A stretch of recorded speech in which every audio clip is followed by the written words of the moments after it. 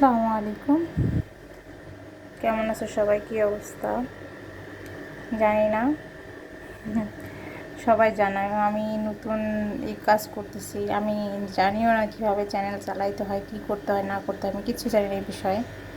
আমার জাস্ট ইচ্ছে হচ্ছিল, তাই শখের বশে বলা যায় এক প্রকার যে করতেছি। যাই হোক, এইসব কথা বাদ।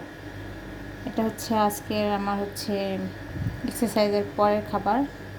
এটা হচ্ছে আঞ্জির, যাকে বলে তিন। তিন, হ্যাঁ, যার উল্লেখ হচ্ছে কোরআনেও আছে।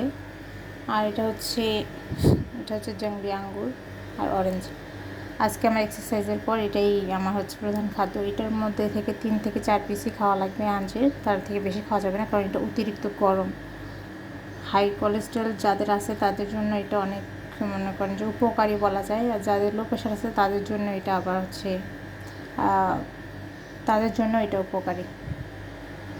আর যাদের রক্তচাপ বেশি তাদের জন্য এটা ক্ষতিকর। তো এমনি অনেক ভালো আছে সব কিছু দিক।